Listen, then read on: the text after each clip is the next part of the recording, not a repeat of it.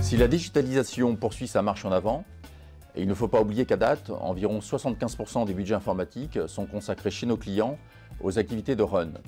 Dans la période d'incertitude économique que nous traversons, où les budgets IT sont fortement challengés, il convient donc de s'attaquer à la réduction des coûts de run pour en réinvestir une partie dans la transformation numérique.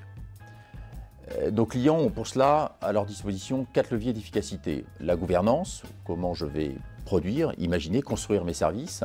La localisation, où je vais produire ces mêmes services. L'outillage, je pense à l'intelligence artificielle ou encore l'automatisation.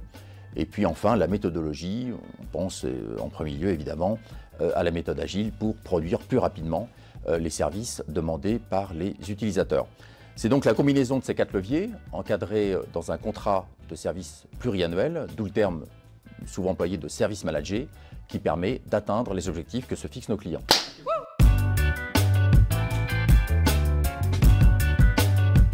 La première raison est évidemment la baisse des coûts. Mais pour qu'un contrat de service manager soit couronné de succès dans la durée, il doit viser également à augmenter la qualité de service à travers, bien sûr, la satisfaction des utilisateurs. Il permet aussi d'augmenter la valeur ajoutée de la DSI en affectant, par exemple, les équipes internes sur les nouveaux projets, laissant aux partenaires la gestion des tâches de maintenance. On peut imaginer faire inclure dans le périmètre du contrat la gestion de partenaires tiers. Je pense par exemple aux opérateurs d'infrastructure ou encore aux éditeurs de logiciels, toujours dans cette idée de gestion de bout en bout de la maintenance et au final de la satisfaction client qui n'a plus à gérer de multiples intervenants qui pourront avoir tendance à se renvoyer la balle en cas de problème. Quand on écoute nos clients à travers notre enquête annuelle Voice of the Clients, ils confirment très clairement avoir recours au service manager afin d'améliorer leur efficacité opérationnelle et de réduire leurs coûts.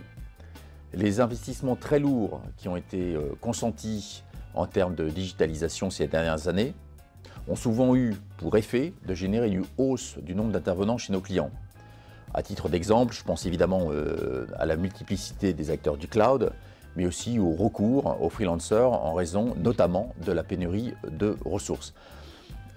Il me revient une discussion avec un client qui affirme avoir multiplié par presque 2 le nombre de prestataires de services sur les 5 dernières années, avec aujourd'hui plus de 600 acteurs présents au sein de cette société.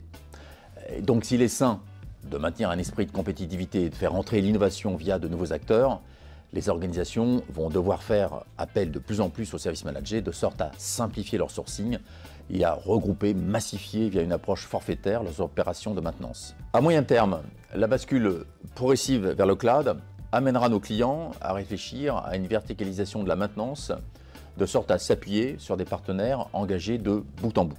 Enfin, la RSE devient également un enjeu d'entreprise qui va impacter la gestion des services managés en imaginant des modèles plus vertueux en termes de consommation d'énergie par exemple.